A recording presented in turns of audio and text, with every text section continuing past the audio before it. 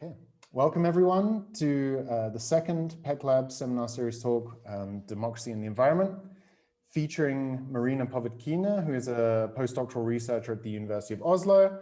And we're very happy that Marina can join us today as she is doing some of the latest work in terms of understanding how democracy, the varieties of democracy, its comparisons to autocracy and its relation with corruption actually matter for understanding the environmental and climate change problems that we're facing in the world. So Marina, the floor is yours, and we're looking forward to hearing you speak. Thank you very much, Liam. Thank you for inviting me. It's a great pleasure to speak at this new seminar. It seems very exciting, and I'm happy to be in the start of it, and I'll definitely follow it further. Today, I will we'll talk about the highly debated topic on whether democratic rule is compatible with environmental protection, and overall, can democracy handle climate change? There's a lot of discussion these days about this, so I will try to spur maybe some thinking about how we should approach this problem and what should we think about when analyzing the compatibility between democratic rule and environmental protection. First of all, so that when we think about democracy, democracy is a rule of the people by definition. And from the very definition of this regime type, the decisions that are made in democracies come from the preferences aggregated from the public, from people, from organized groups, from citizens in general, and different voices within the society. And this has a direct implications of how democracies protect the environment and whether they're suited to protect the environment. Democracy overall is a package. It's a package of institutions or rules of the game that shape our interactions, political institutions that shape how the society functions.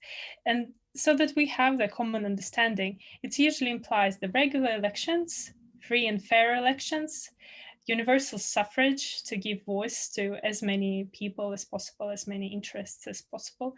It emphasizes free speech, freedom of people to organize in different civil society organizations, also political parties, as well as free media or freedom of alternative sources of information to speak, sources that are independent from the government. And all these factors have set to be beneficial for favoring environmental protection on the political agenda. For example, freedom of speech or presence of free media and alternative sources of information can place environmental problems to the light. Free media can frame environmental problems as political failures and help the electorate hold politicians accountable for underperforming in terms of environment, not committing enough to environmental protection. The civil society organizations, a freedom to organize within the democracy that gives the rights to civil society organizations, can help spread the word about environmental problems, can help inform the governments about environmental problems, lobby their interests as well to politics. Environmental protests can also, as one-time events, can spur attention to environmental problems and speak to politicians. And all these processes can help electoral accountability, where people can hold the politicians accountable through not voting for them in the elections if they underdeliver on environmental promises. So democratic institutions or democratic rules of the game, they allow different voices to exist in the society, including environmental voices. They allow them to compete alongside other interests. They allow media to talk about environmental problems and assign them to political, frame them as political failures, and all this process seems to help. However, environmental problems pose a number of challenges for political leaders, and these challenges have been said to be particularly acute in democracies for a number of reasons. First of all, it is time dimension. Environmental problems tend to unfold very slowly. On this picture that you see now on the screen, there is a scientist coming to the politicians and saying there is an important message in this global warming report, and the politicians saying that the Earth will warm only 0.03 degrees by the next election. And this cartoon reflects very well the nature of democratic politics and what people refer to as incompatibility between environmental protection and democratic rule. Because in democracies, the politicians tend to focus on their time in the office and deliver as much as possible during their time in office in order to be re-elected. For example, they try to invest in the visible and quickly deliverable goods, so outcomes that people can judge their performance on. If they're satisfied with this performance, it's more likely that the politician gets re-elected. And the fact that environmental problems do not respond very quickly to our policy interventions, our actions, does not help them does not make it very likely that they get political attention. For example, it's with the SO2 emissions, it took more than 20 years for the concentration to go down after the countries have committed to to reducing SO2 emissions. And it's the problem also in the fact that the emissions themselves are not very visible. So people would have to rely on the media reports, on following statistics, or trusting their governments in providing the information about environmental problems, because it's very difficult to follow the changes in the environmental conditions yourself, especially if they don't affect you personally.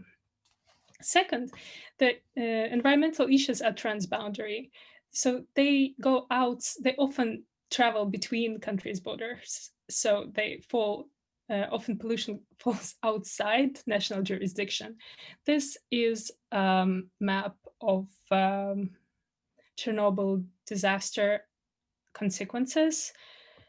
The disaster happened in Ukraine in 86, but the countries or the pollution traveled outside the national borders, and many other countries suffered from this pollution.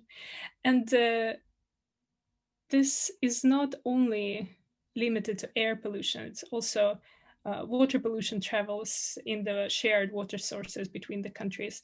And once the animals do not know the borders, and the same with plants.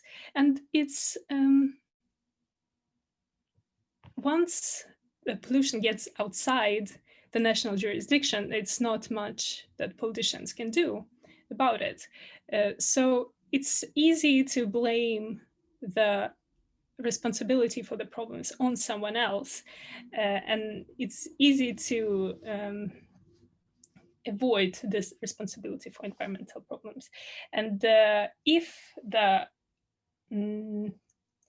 environmental problem is outside the national jurisdictions, outside the interest of your own electorate, why would you deal with this? Another issue that have been on the agenda of democratic within this debate on the compatibility between democratic rule and environmental protection is the fact that environment, as we know it now, is a resource that's supposed to serve humans. And democracy, that is supposed to protect humans, is seen as to favor people's interests. So other species in themselves are not represented in the process. And if it is only human interests that are in the democratic process, how do we know that the preferences of these other species are secured? So in political philosophy, there have been a big debate regarding the representation of the interests of different species and how we secure their voices, so to say, in politics, so that we protect them against human interests that go against them. This debate is purely philosophical, however, so we don't have much evidence here. Another thing that's crucial to understand about environmental problems is that they are very complicated. Ecosystems are complex. Many parts of ecosystems depend on each other. They depend on other ecosystems. So we need experts to deal with environmental problems. However, experts are not elected within the democratic politics. And there is an important question about the relationship between expert knowledge and democratic decision-making processes. And not least, it is individual preferences within democracies.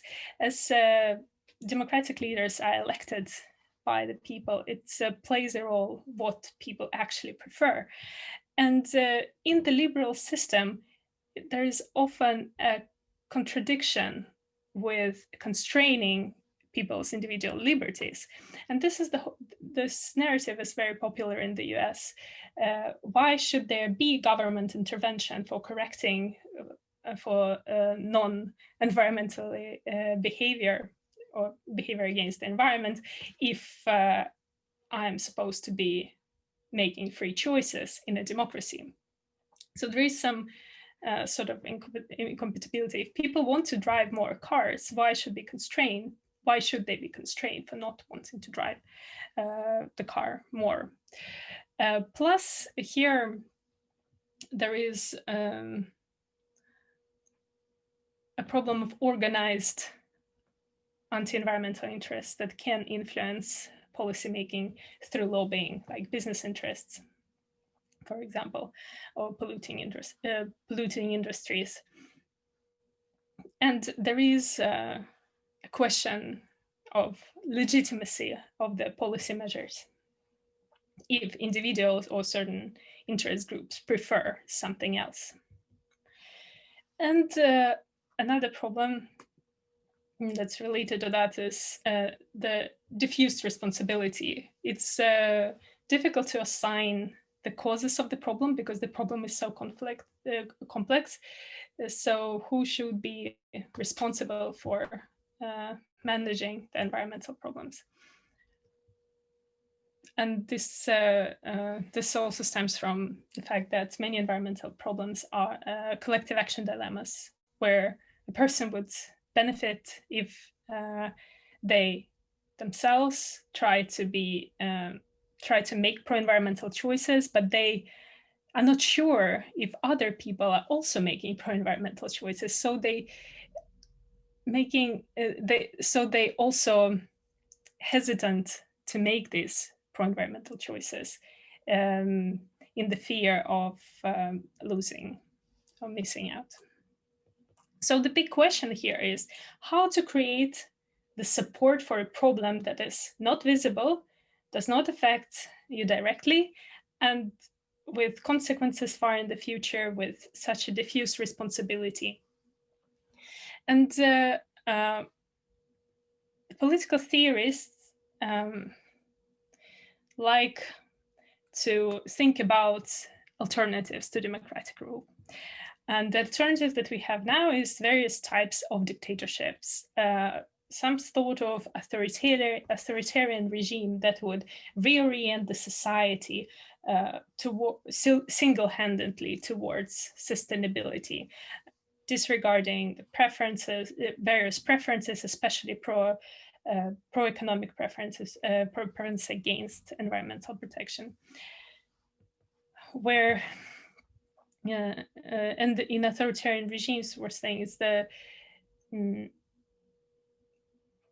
decision-making process or the policy-making depends on the preferences of the leader or his or her narrow elite.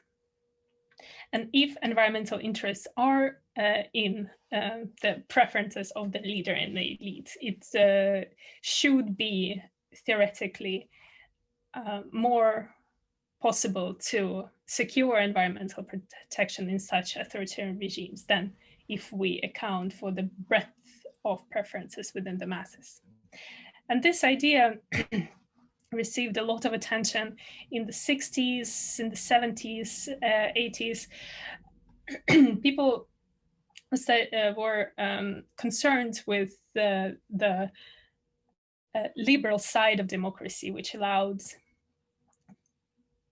interests against the environment, so pro-business interests, pro-industry interests to influence political decision-making. The scholars, the philosophers, they were advocating for a form of authoritarianism that would deal with environmental problems and impose rationing to constrain consumption, population control, to reduce pressure on the system, reduced material welfare, limited freedom of movement to reduce air travel, reduce pollution.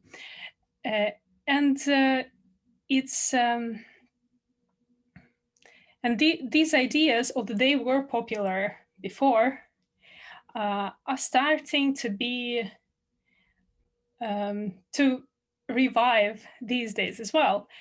And although because of the looming threat of climate change that seems to be too complex, too big, too transboundary to handle for single nation states and for democracies with these different interests. So this citation,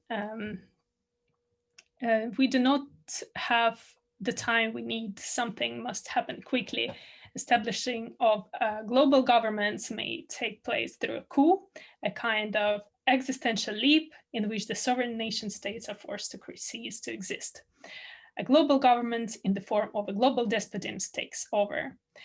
My idea was to ask you first, when do you think this was said? But I think I'm just going to reveal it immediately and let you know that this was said by a Swedish philosopher in 2018. So these ideas, despite the fact that they were born quite a long time ago, they're still present and they seem quite attractive to some. I had a plan to make it a little bit more interactive and fun.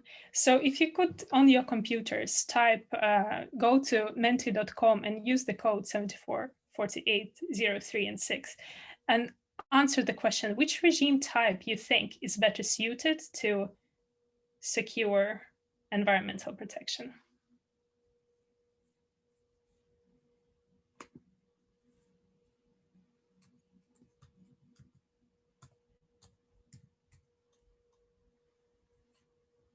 Let me know if it doesn't work.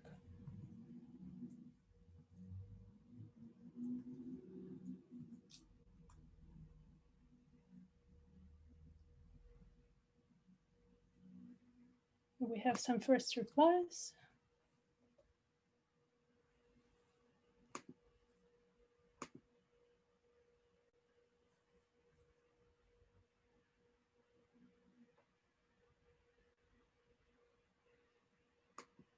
Four people have voted. I will wait maybe half a minute.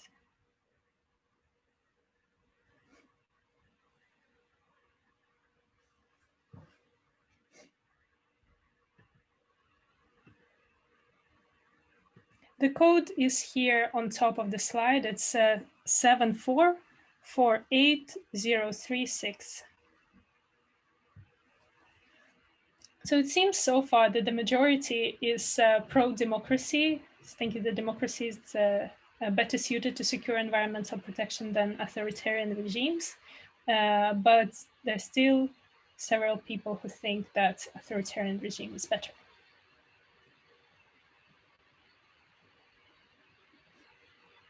I will tell you what the empirical comparison of authoritarian regimes and democratic regimes have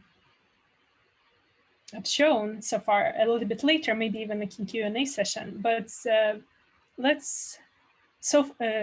now I will let you know of my personal observation and opinion by reading the literature. So despite the fact that despite the fact that authoritarian solution to environmental problems seems quite attractive to the strong enforcer who would solve all our problems, we should remember that unconstrained power is not a good idea. That there is a famous quote that power corrupts and absolute power corrupts absolutely. And there is no guarantee that authoritarian leaders would be pro-environmental, and it's very likely that they would slide towards personal gain in the end.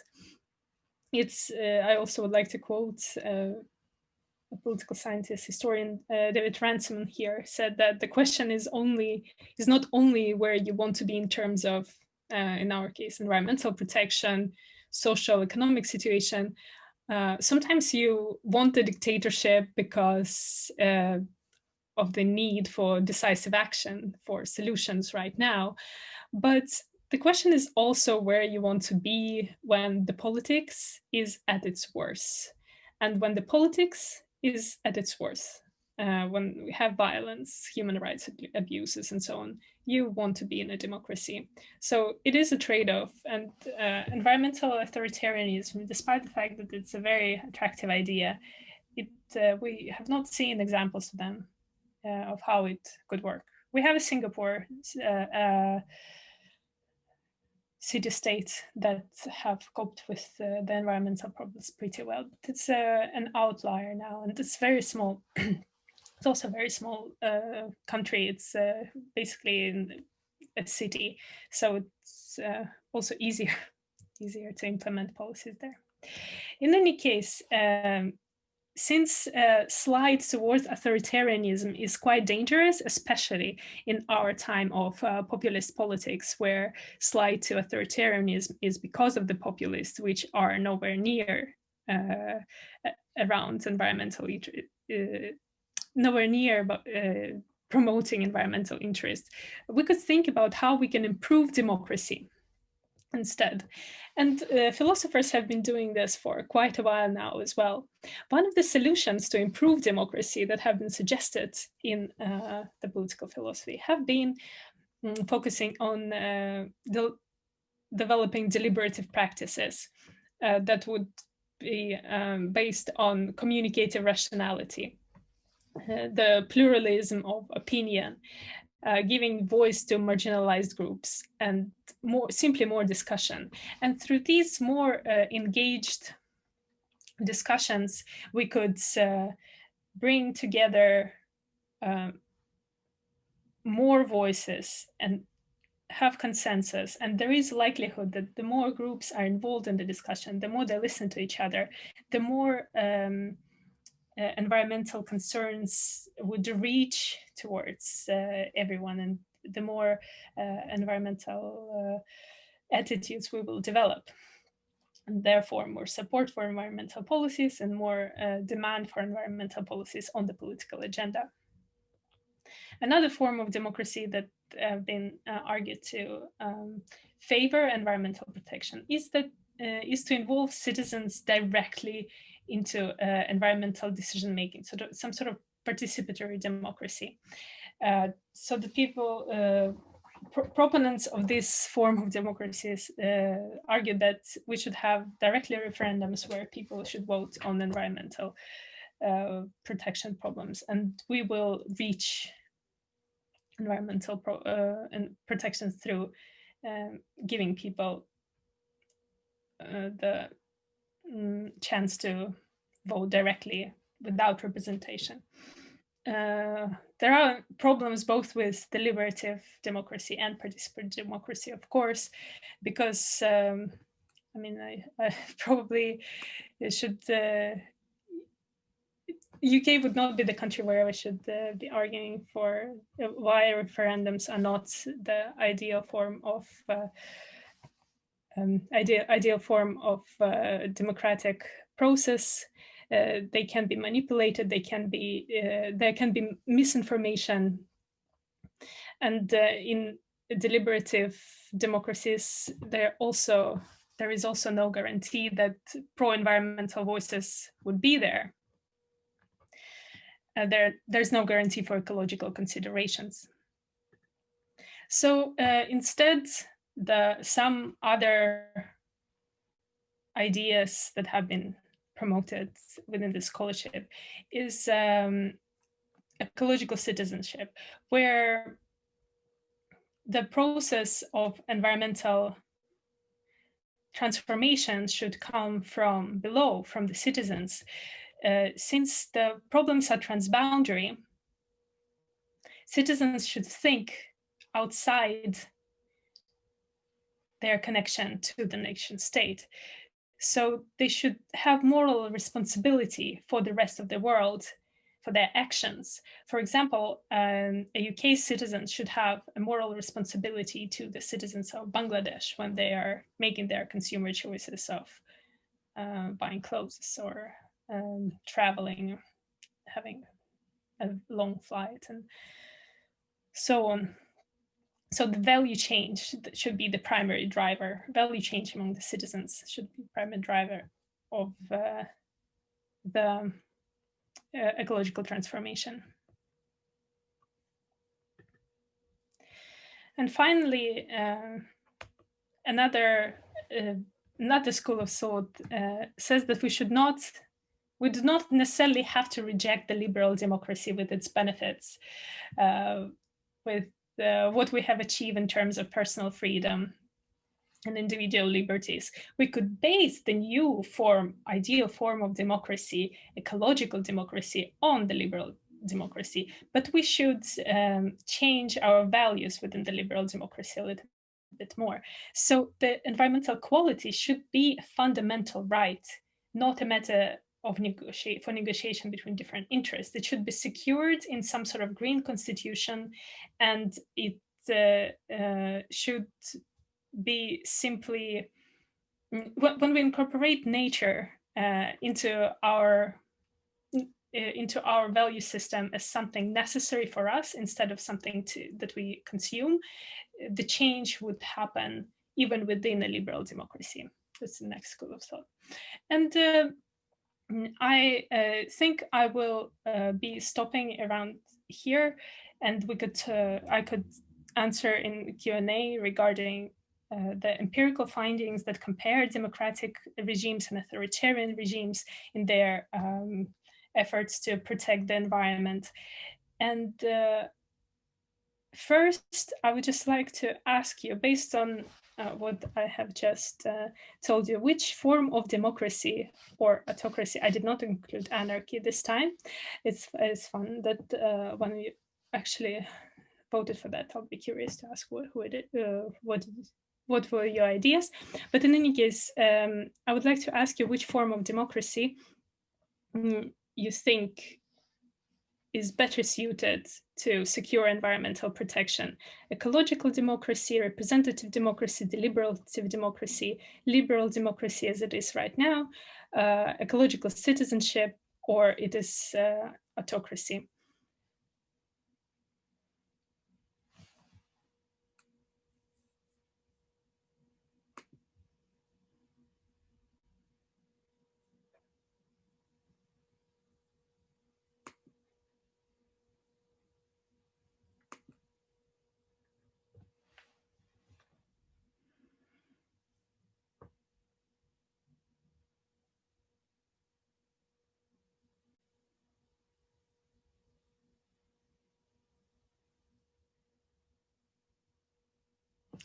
So this is very interesting. We have some division.